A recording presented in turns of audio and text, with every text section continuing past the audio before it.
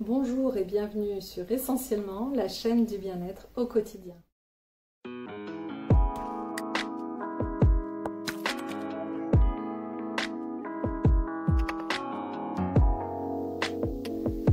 Aujourd'hui, nous allons parler de se recentrer sur soi.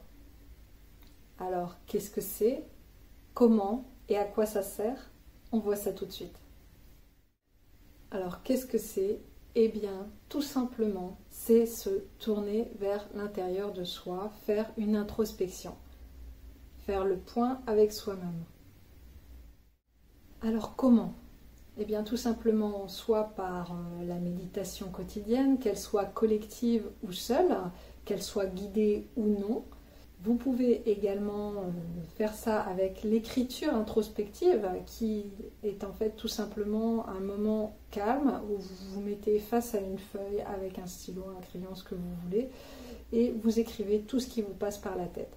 Vous pouvez également faire de l'hypnose ou de l'auto-hypnose, donc également seul, guidé par un enregistrement ou avec un professionnel.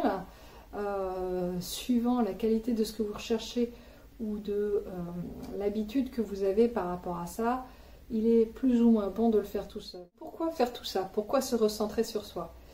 Eh bien tout simplement pour être en accord avec vous-même, déjà dans un premier temps, parce que parfois il est facile de s'oublier, on est dans le train-train quotidien, on est bombardé d'informations partout, et on reçoit tellement d'informations entre internet, entre la télé, entre les publicités, les médias, les téléphones portables, qu'il est encore plus facile de s'oublier, d'oublier ce qu'on est, d'oublier ce qu'on aime. Et il est très important de savoir se recentrer sur soi de temps en temps, justement pour être en accord avec soi, être en accord avec son entourage. Si on a une façon de réagir ou de gérer certaines choses qui n'est pas convenable, on va pouvoir redresser un petit peu la situation. Si on a tendance à accepter une situation qui n'est pas convenable, une personne qui nous parle mal au quotidien, etc., mais qu'à chaque fois on courbe le dos et on se dit oui c'est bon, allez je prends sur moi, et bien pareil, ça va nous permettre de prendre conscience jusqu'à quel point ça nous a touchés et de se dire en fait là je me rends compte que ce n'est plus possible. Les mots qu'il utilise, la façon dont il me parle, ou dont elle me... Je dis il, mais c'est un il qui sert pour il, elle, hein, à chaque fois, voilà. Vraiment, c'est ne plus accepter des situations ou des choses qui nous font du mal. Idem si c'est un trajet par exemple que vous n'appréciez pas parce que ça vous fait peur, parce qu'il vous est arrivé quelque chose sur ce tronçon de route ou ce genre de choses, eh bien tout simplement ça va peut-être nous faire prendre conscience que là, pareil, cette route, elle n'est plus acceptable pour nous. Ça va nous permettre également de prendre ou de reprendre le contrôle sur sa vie. Alors là aussi, c'est des bien grands mots, mais qu'est-ce que c'est au final? Eh bien, justement, on peut parfois laisser un petit peu l'ascendant à d'autres personnes, et puis, oh tiens, tu devrais faire telle couleur de cheveux, oh tiens, tu devrais t'habiller comme ça, oh tiens, tu devrais faire ci, tu devrais faire ça.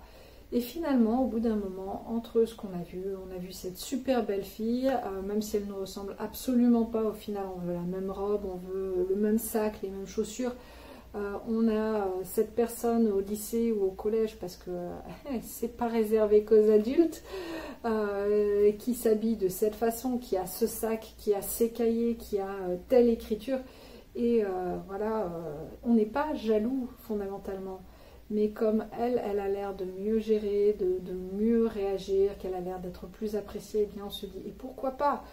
Et dans tout ça, on perd le contrôle sur sa vie, on perd ce qui fait que nous sommes nous. Et c'est pas le fait de se dire je vais changer pour que les autres m'apprécient plus, ce n'est pas ça la clé. La clé, c'est d'être bien dans sa peau. Donc vraiment, reprenez le contrôle sur votre vie et reprenez les choses en main. Sur ce point, un petit aparté, je ferai une vidéo sur, si ça vous intéresse bien sûr, sur la différence entre faire des concessions pour vivre en harmonie avec une personne, alors, concession, et totalement se modifier pour plaire à quelqu'un. C'est deux choses différentes. Et attention, ce n'est pas à confondre. Le fait de se recentrer sur soi aussi, ça va vous permettre d'être plus détendu. Parce que comme vous analyserez ce que vous avez besoin, vous aurez un mode de vie beaucoup plus serein. Vous serez également au quotidien dans le travail, dans vos activités ou même tout simplement dans le fait de ranger votre appartement, admettons, réparer quelque chose que vous avez à réparer depuis longtemps, etc. Vous serez beaucoup plus productif puisque vous serez moins dispersé. Si vous ne faites jamais le point sur vous-même, sur votre situation, sur ce qui se passe autour de vous, tout ce qui vous concerne, et bien au bout d'un moment, les informations, elles sont là, elles passent.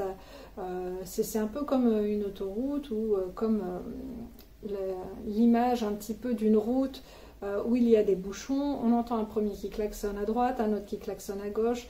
Il y a un scooter qui passe en zigzagant. Voilà, c'est un peu l'image de votre esprit. Qu'est-ce que je fais à manger ce soir? Ah, et au travail, c'est vrai, j'avais le dossier du point à traiter. Et j'avais pas les devoirs de la petite à regarder. Tiens, si, sors-moi tes devoirs. Et j'ai dit que je faisais quoi à manger déjà ce soir? Et vous voyez, c'est cette route qui est surchargée, qui ne peut plus recevoir aucune information. Le feu, il a beau passer au vert, au rouge, de toute façon, ça ne change rien. Il faudra des heures avant de désengorger tout ça. Si vous êtes en plein changement, alors ça peut être par rapport à un changement de travail, ça peut être tout simplement également par rapport à une orientation professionnelle. Je pense notamment quand on est jeune et qu'on doit choisir au collège et même au lycée, qu'est-ce qu'on fera plus tard, cette grande question du qu'est-ce que tu feras plus tard. Eh bien, cette introspection, ce voyage personnel à l'intérieur de soi, ça va nous permettre aussi de trouver notre voie. Alors, vous ne serez plus serein qu'en sachant ce que vous voulez être, ce que vous voulez faire.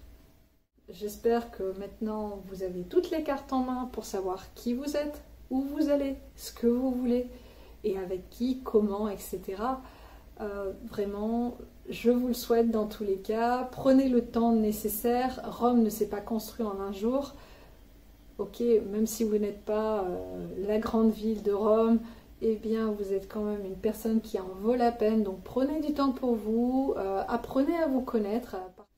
Je vous souhaite une excellente journée. J'ai hâte de vous retrouver sur Facebook et Instagram. N'hésitez pas à vous abonner, à mettre un j'aime, à commenter si le cœur vous en dit. Et dans tous les cas, je vous dis à très bientôt sur Essentiellement.